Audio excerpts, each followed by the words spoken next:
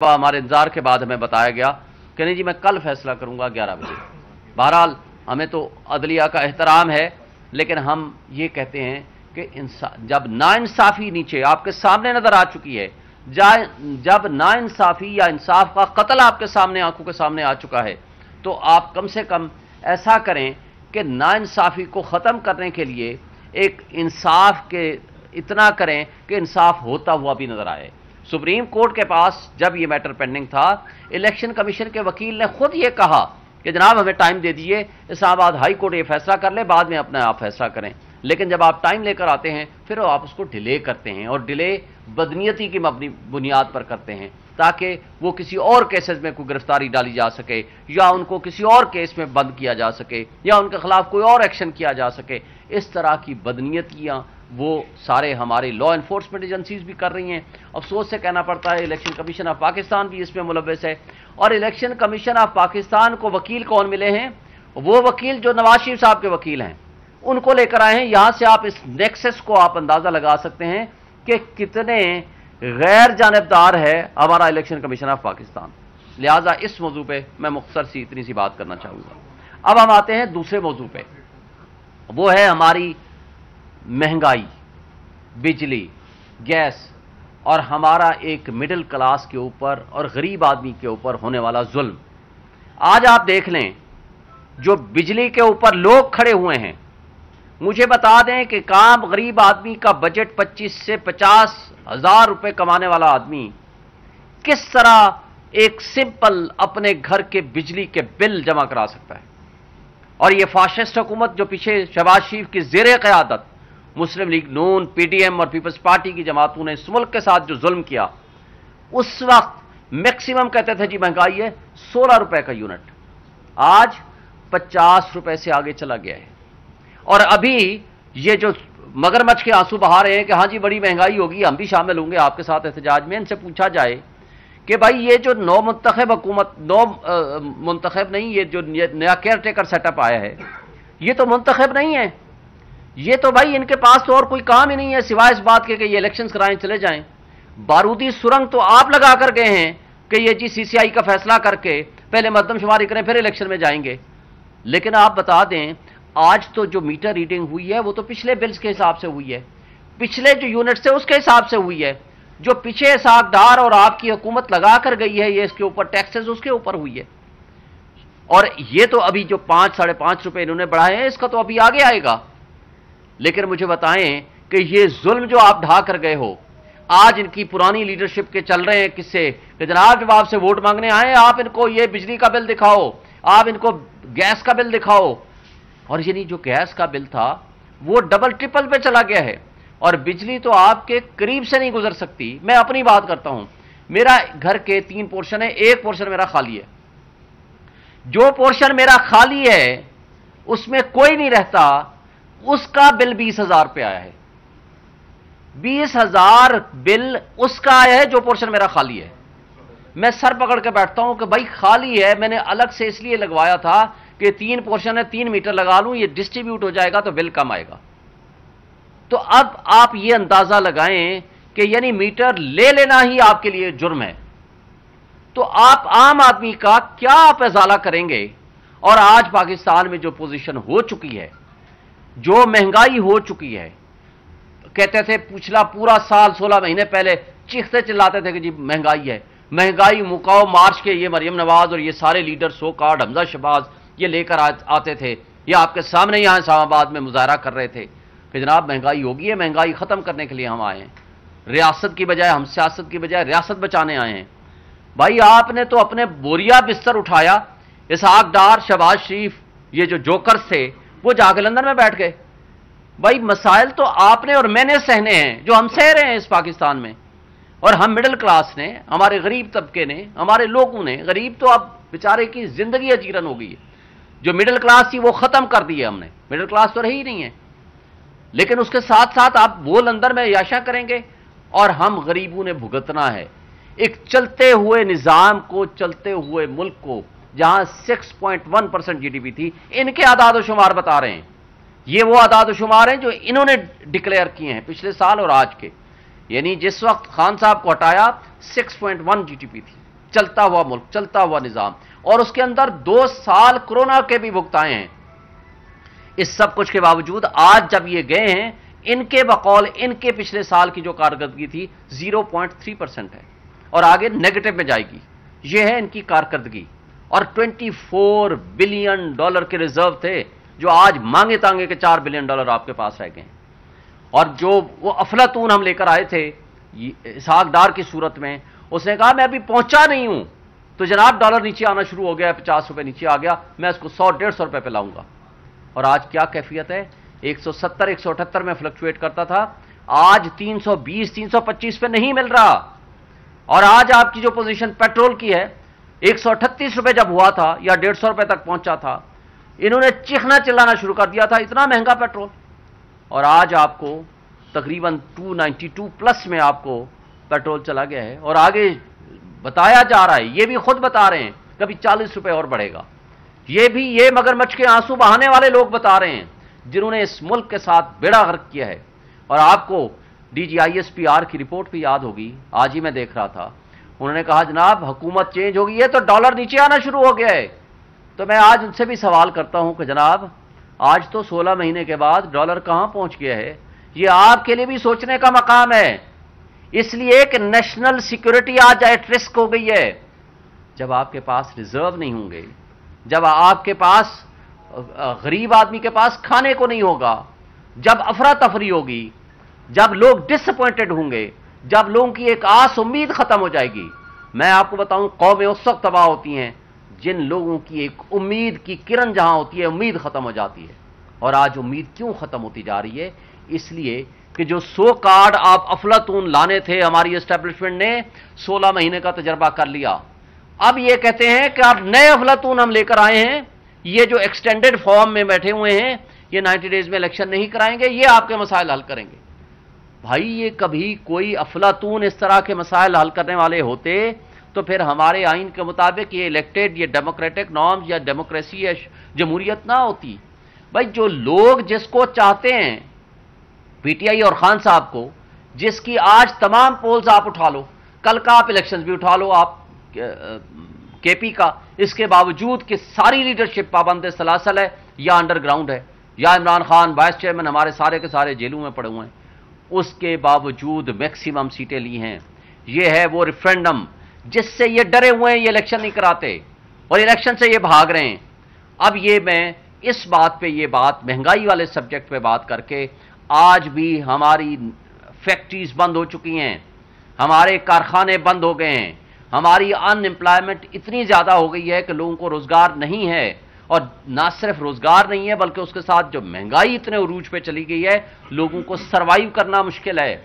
और इसके साथ साथ आपके लिए 12% की महंगाई तो बहुत महंगाई थी पिछले साल, आज 38% पे चली गई है। लेकिन इस बेयकीनी की कैफियत को खत्म ना किया, इस अनसर्टेनिटी को खत्म ना किया, तो ये 38% 78% पे चली जाएगी। इसका बहुत बड़ा लॉस होगा।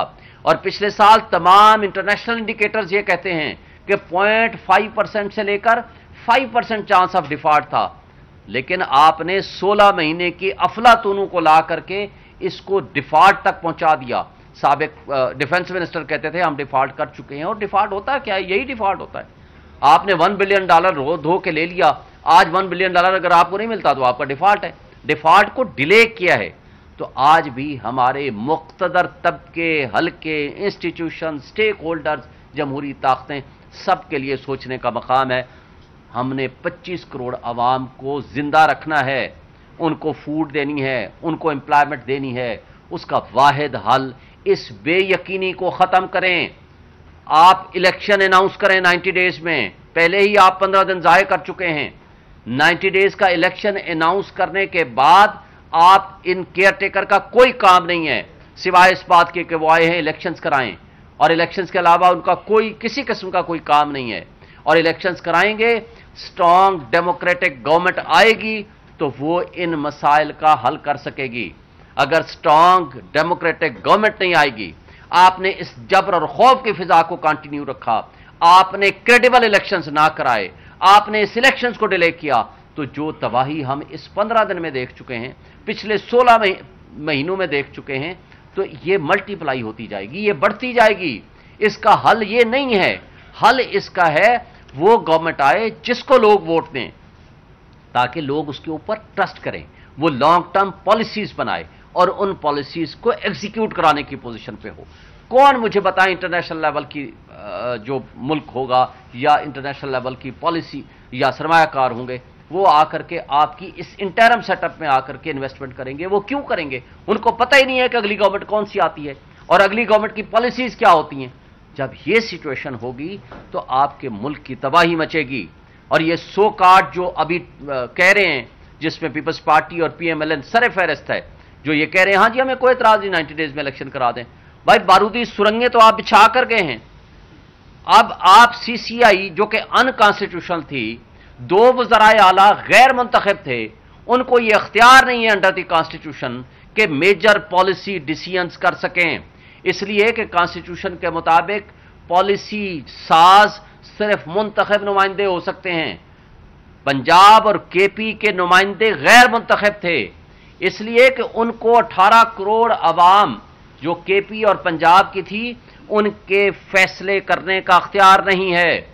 और फिर CCI के फैसलों के बाद डीलिमिटेशन होती है सिर्फ इस मकसद के लिए ताकि आर्टिकल 51 सब आर्टिकल 5 के मुताबिक आप उसका डीलिमिटेशन करके C2 में रद्दोबदल कर सकें। यहां तो आपकी असेंबली है ही नहीं, 2/3 मेजॉरिटी चाहिए आइन में तरमीम के लिए, तो फिर किस काहे को आप डिलिमिटेशन के प्रोसेस में अपना वक्त ज़ाया कर रहे हैं? आप उस वक्त करें जिस वक्त असेंबली मौजूद हो, CCI कॉन्स्टिट्यूटेड हो वैलिडली, और उसके मुताबिक आप प्रोसीड करें। आइन आर्टिकल 224 इसमें बड़ा वाज़ेह है, आइन का आर्टिकल 48 बड़ा वाज़ेह है, आइन का आर्टिकल 105 बड़ा वाज़ेह है, जो ये कहता है कि अगर on the expiry of its term कोई असेंबली चली जाए तो वो 60 डेज में इलेक्शन होगा। और अगर डिसोल्यूशन हो जाए, बेशक 1 दिन पहले हो, 6 महीने पहले हो या 1 साल पहले हो, तो उसका होगा election within not later than 90 days. ये कॉन्स्टिट्यूशनल तकाजा है। आज आप अपने मुल्क को क्यों बेआइन करने चाह रहे हैं? दुनिया पूरी में देखा, तैयब अर्दगान का आपने देखा इलेक्शन, उनने वक्त से पहले इलेक्शन कराया कि वहां इतना बड़ा जल्जला हो चुका था और 50,000 के करीब वहां फौत हो चुके थे, शहीद हो चुके थे उन जल्जले में। तो मुझे बताएं, उन्होंने तो इलेक्शन अपने वक्त पे कराया, बल्कि 1 दफा नहीं 2 दफा इलेक्शन कराया। तो आपको क्या हो गया है कि 2 सूबे पहले गैर आईनी आपने 9 महीने से बिठाए हुए हैं, फिर आप इस मुल्क को लेके जाना चाह रहे हैं। एक उनके साबिक सेक्रेटरी इलेक्शन कमीशन का एक मैं पढ़ रहा था, सुन रहा था एक टीवी प्रोग्राम में, उन्होंने कहा जी अगले साल मई में होंगे, कोई हो गए। भाई इतनी अनसर्टेनिटी क्यों पैदा की हुई है? फिर प्रेसिडेंट ऑफ पाकिस्तान ने कहा कि मेरे साथ कंसल्टेशन के लिए आ जाओ, इलेक्शन कमीशन को कहा। कमाल का इलेक्शन कमीशन है, इतना गैर जानिबदार है। उसने प्रेसिडेंट को लिख दिया, जो सबसे आईनी बड़े ओहदे पे बैठे हैं, जो आईनी सरबराह हैं, रियासत के सरबराह हैं, supreme commander of the army हैं और पार्लियामान का हिस्सा हैं, उनको कहते हैं मैं आपको कंसल्ट करने नहीं आता, आपका काम ही नहीं है इलेक्शन कराना, आपकी इलेक्शन की डेट देना।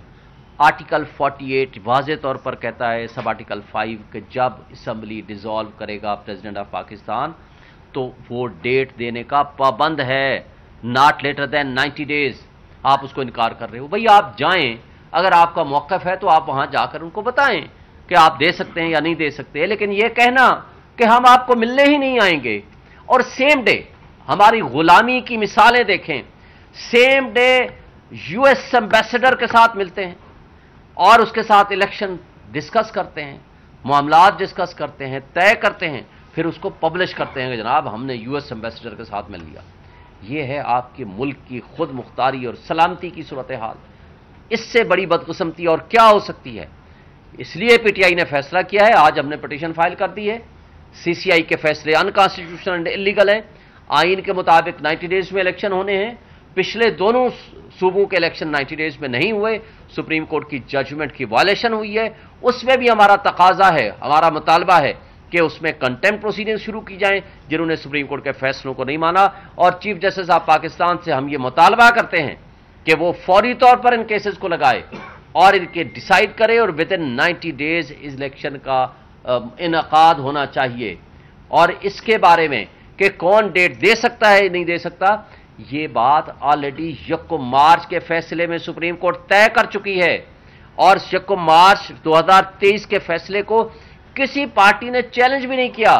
تو لہٰذا یہ کہنا کہ آج الیکشن کمیشن کا، اور اس وقت الیکشن کمیشن خود یہ کہتا تھا کہ جناب یہ اسمبلی جو کے پی کی اسمبلی ڈیزالو کی ہے کے پی کے گورنر نے، اسے تاریخ دینی ہے. بلکہ وہ تو یہ کہتا تھا کہ جو اسمبلی ڈیزالو کی ہے پنجاب کے گورنر نے بائی افلکس آف ٹائم ڈیزالو ہوئی، اسے ڈیزالو نہیں کی تھی. وہ کہتا تھا یہ بھی اسے تاریخ دینی ہے. جو وہ پاور تھی اس وقت سیکشن 57 کے تحت پریزیڈنٹ آف پاکستان کے پاس، وہ پاور اب امینڈمنٹ کر کے یہ سو کارڈ جو پی ڈی ایم کی فاشسٹ حکومت تھی، ان کو میں اس لیے کہتا ہوں کہ وہ جو ظلم ڈھا کر گئے ہیں جمہوریت کے ساتھ، جو آئین کے ساتھ، جو اس ملک کے ساتھ، جو بنیادی حقوق کے ساتھ، وہ پاور پریزیڈنٹ سے لے کے الیکشن کمیشن کو دے دی.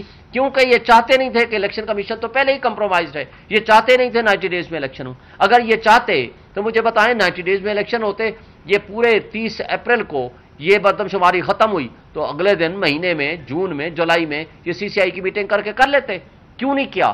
اس لیے کہ 4 دن پہلے اپنے اختتامی جو ان کا پیریڈ تھا اس سے پہلے 5 تاریخ کو جا کر کے انہوں نے سی سی آئی پہ فیصلہ کیا، صرف ابہام کریٹ کرنے کے لیے. اور ساتھ یہ بھی لا بنا دیا کہ جناب آپ یہ جو پاور پریزیڈنٹ کے پاس ہے وہ چینج کر کے اب الیکشن کمیشن اس پاور کو ایکسرسائز کرے گا. لیکن وہ کر نہیں سکتا کیونکہ یہ اسمبلی ڈیزالو کی ہے national assembly president of Pakistan نے.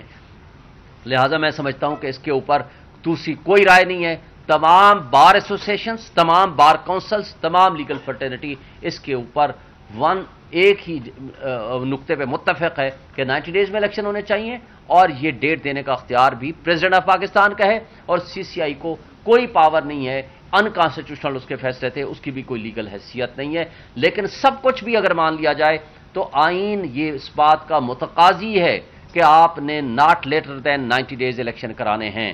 اب ایک بات میں کہوں گا، شاہ محمود قریشی صاحب ہمارے وائس چیئرمین، آپ کو یاد ہوگا یہاں وہ آپ کے ساتھ پریس کانفرنس کر کے گھر پہنچے ہی تھے، ان کو گرفتار کر لیا. یہ worst kind of political victimization ہے. آج جس سائفر کے بارے میں گفتگو ہو رہی ہے، مجھے یہ بتائیں، سائفر کے حوالے سے لمبی بات کیے بغیر ایک قابل ضمانت جرم میں سیکشن 5 سب سیکشن 3 کا سب سیکشن جو ہے سب اس کا سیکشن بی ہے، جس کے اندر میکسیمم سزا 2 سال ہے. یعنی قابل ضمانت جرم میں آج 9th ڈے تھا ان کا ریمانڈ کا، اور آگے 2 دن کے لیے جج صاحب نے اور ریمانڈ دے دیا. ہم یہ سمجھتے ہیں کہ یہ ہمارے ادارے کمپرومائزڈ ہو چکے ہیں، ہماری لا انفورسمنٹ ایجنسی کمپرومائزڈ ہیں. اس میں عدلیہ کو آزادانہ رول ادا کرنا چاہیے، عدلیہ کو ان کا حصہ نہیں بننا چاہیے. اس لیے کہ سائفر کے بعد، سائفر کا ہم نے کب مطالبہ نہیں کیا؟ عمران خان صاحب نے جنرل طارق کی سربراہی میں، جنرل ریٹائرڈ طارق کی سربراہی میں کمیشن بنایا، اور اس کمیشن کی سربراہی سے انہوں نے معذرت کر لی. 2 دفعہ یہ کیبنٹ میں گیا اور کیبنٹ نے اس کو ڈی کلاسیفائی کرنے کا حکم دیا، اور 2 دفعہ نیشنل سیکورٹی کمیٹی میں گیا اور انہوں نے اس کے اوپر منٹس جاری کیے ہیں. انہوں نے کہا ہے کہ یو ایس ایمبیسڈر کو ڈیمارش کیا جائے. آج تو سائفر کے کنٹینٹس انٹرسیپٹ کی سٹوری کے بعد ایڈمٹ کیے ہیں امریکی ترجمان نے. اس نے کہا ہے کہ 2 ڈپلومیٹس کے درمیان ہونے والی گفتگو تھی، یعنی کنٹینٹس آف سائفر ایڈمٹڈ ہیں. اب آگے شہباز شریف صاحب نے جب نیشنل سیکورٹی کمیٹی کی میٹنگ کی، اس میں اسد مجید کو بلایا، طلب کیا کہ آپ آئیں جی، آپ اپنے کنٹینٹس کے بارے میں بتائیں. اس نے کہا یس بالکل یہ ہوا ہے. پھر اس کے بعد اس نے فلور آف دی ہاؤس میں کھڑے ہو کر کہا کہ میں اس کے اوپر ایک بڑا ہائی لیول کا کمیشن یا انکوائری کمیٹی بناؤں گا. تو بھائی بناتے نا. اور اس نے یہ بھی ایڈمٹ کیا کہ اس کے اندر بہت جو تھے الفاظ ایسے تھے جو کہ صحیح نہیں تھے، وہ ہمیں تھریٹننگ الفاظ تھے. بھائی تھریٹ پھر کس کو کر رہی تھی؟ اور اس کے بعد جو سازشی کردار اس کے اندر ملوث تھے وہ خود ہی تو بینیفیشری تھے.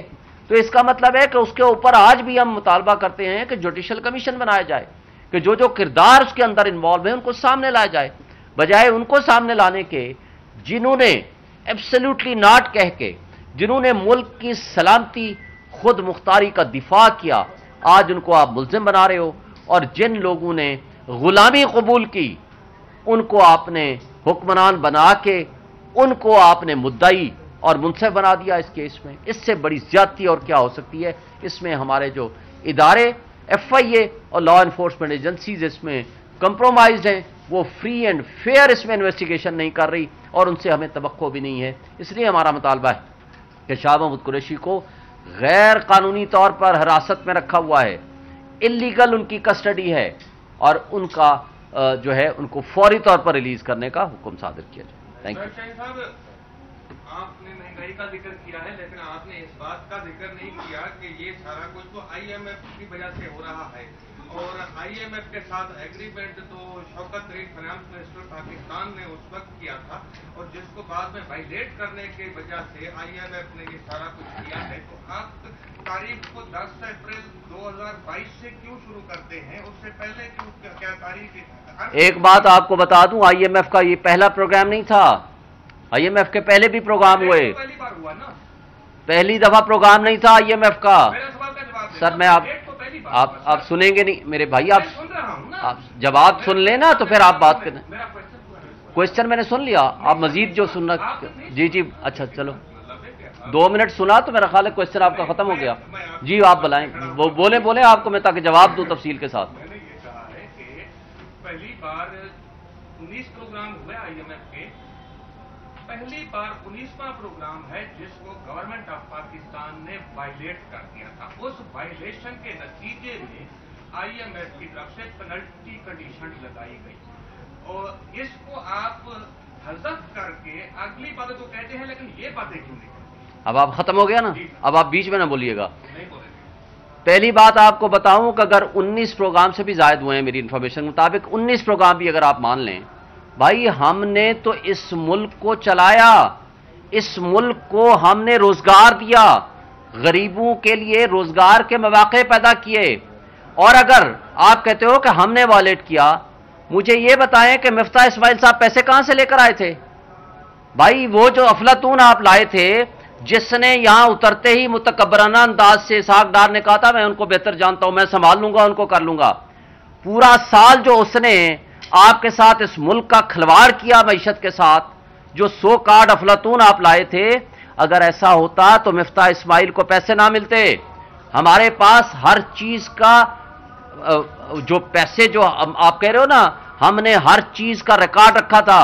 جو مہنگائی مکاؤ والے آئے تھے وہ کرنے دیتے نا ہمیں سال، ہم جانے اور ہمارا کام جانے. آپ ہمارے پارٹ میں وہ چیز لا رہے ہو جو کرنے کا کام ہے. آج جب جنگ کی کیفیت ہوتی ہے تو آپ کو سٹرانگ سٹیپس لینے پڑتے ہیں. سٹرانگ سٹیپس کیا ہیں؟ تقریباً $18 بلین سالانہ، یہ میں آپ کو رپورٹ بتا رہا ہوں، یہ بڑی امپورٹنٹ بات ہے. $18 بلین سالانہ کے قریب آپ کا اشرافیہ، جس میں آپ کے سول بیوروکریسی، جس میں آپ کی ملٹری بیوروکریسی، جس میں آپ کے ججز، جس میں آپ کے جرنیل، جس میں آپ کا سارا حکمران طبقہ یہ مفت مراعات لیتا ہے، جس میں آپ کی بجلی، جس میں آپ کا گیس، جس میں آپ کی گاڑیاں، جس میں آپ کا پیٹرول، وہ کیوں نہیں ختم کرتے؟ $1 بلین کے لیے تو آپ غلامی قبول کرنے کو تیار ہو. بھائی آپ کیوں نہیں یہ مراعات ختم کرتے؟ اگر آپ سے ملک نہیں چل رہا تو میں نے آپ کو کہا نا 5% کا کہاں میکسیمم 0.5% سے 5% ڈیفالٹ کا چانس، اور کہاں آپ کا ڈیفنس منسٹر کہتا ہے ہم ڈیفالٹ کر چکے ہیں. آج آپ کی وہ مہنگائی ہے جو آج آپ کی 1 سال پہلے تھی یا 1.5 سال پہلے تھی. آپ خود آپ کے سامنے ہے سارا کچھ جو کچھ ہو چکا ہے. بات یہ ہے کہ یہ ان لوگوں نے جس طرح کی گورننس کی ہے، جس طرح کی کرپشن کی ہے، جس طرح کی 87 ان کے منسٹر سے 45 ان کے منسٹرز، وزیر و مشیر وہ تھے جن کے پاس کوئی محکمہ نہیں تھا. مجھے بتا دیں یہ ملک چلانے کے قابل تھا جنہوں نے جس انداز سے چلایا؟ تو کل جو آنے والا کل ہے فیصلہ محفوظ کیا گیا، کل اگر سنایا جاتا ہے رہائی یا سزا برقرار، دونوں صورتوں میں آپ کی اسٹریٹجی کیا ہوگی؟ دیکھیں ہم سمجھتے ہیں کہ یہ کیس 5 سے 10 منٹ کا کیس ہے. بدقسمتی سے سپریم کورٹ کے حکم کو ہائی کورٹ نہیں مانتا، ہائی کورٹ کے حکم کو ٹرائل کورٹ نہیں مانتا. یہ ایڈمیٹڈ فیکٹ ہے کہ سپریم کورٹ اور ہائی کورٹ کے فیصلوں کو اس نے نہیں مانا ٹرائل کورٹ نے، اور یہ ہمیں سنے بغیر کیا. ہمارے گواہان کی فہرست کو کہا غیر متعلقہ ہیں، اور پہلے کہا 1.5 گھنٹہ یہ متعلقہ ہیں اپنے گواہ لے آئیے 1 گھنٹے 1.5 گھنٹے کے اندر.